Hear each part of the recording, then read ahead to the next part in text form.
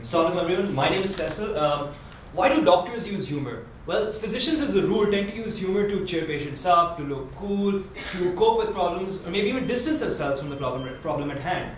When they're in a bad mood, they could use it to insult the patient, and when they're in a good mood, to hit on the patient. Point being, there's no difference between why a doctor would use humor and why your average Joe on the street would. The next question that arises, is this using humor, is this kidding around good for the patient or bad for the patient? Does it affect treatment outcome?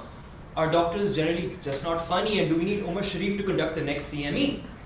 Well, to answer that, in 2004 in Israel, a study was done where researchers administered questionnaires to doctors and their patients.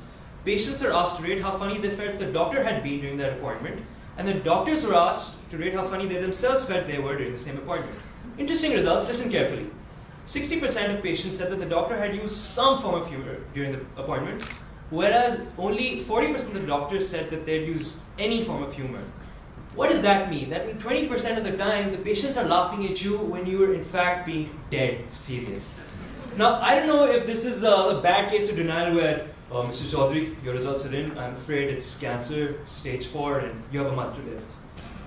Dr. Saab, you're killing me, man. No, it's this disease that will kill you if you don't take it seriously. Yeah, right. But seriously, why the strange results? Well, they hypothesize that because it's such a stressful environment, and when patients are with doctors, they're hypersensitive to even the slightest of cues, where even a blink out of place can hold some form of meaning for the patient. So, if they see something, if the patient gives them good news, they're going to see sugar, spice, everything nice, lots of humor, whatever the doctor says. So doctors should actually use this to their advantage. Next question, does humor help the patient?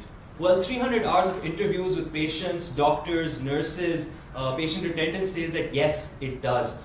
In the ER, it conveys confidence. In the palliative care unit, it provides distraction. In anesthesia, they use laughing gas and cheat when you don't laugh at their lame jokes.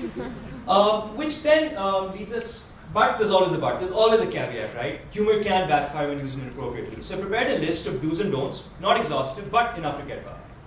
Firstly, when you're delivering bad news, please don't use humor, right? That's a no-brainer, but still.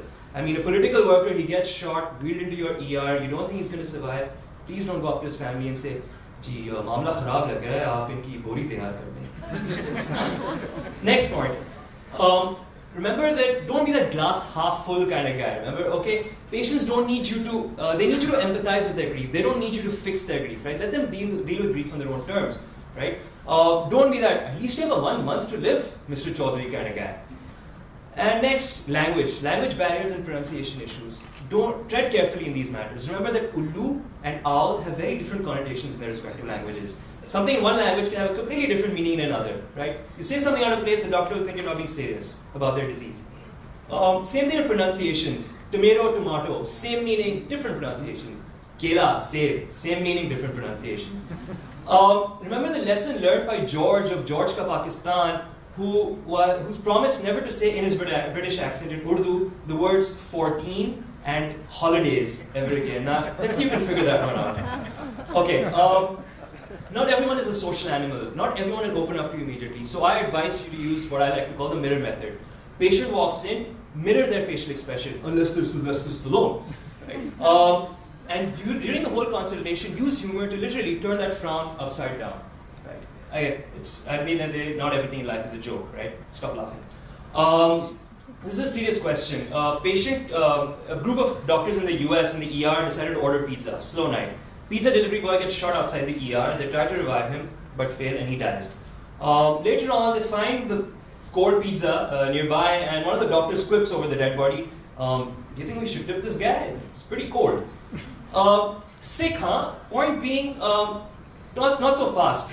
It's often this gallows humor that actually gets ER doctors through their long and tiring shifts. Now keeping this in mind, that this may actually help increase productivity, we may see that it may actually increase productivity and save more lives.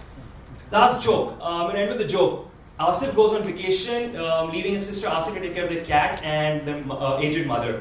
2 days into the vacation, Asif calls Asif, says, "Hey, your cat climbed a tree, jumped off and died." He's aghast. He was attached to that kitten. He says, "That's not how you break news, you break it slowly." He says, "Okay." She says, "I'm sorry, it won't happen again." So the next day, Asif calls Asif and says, bro, mom climbed onto the roof today. Okay, bye.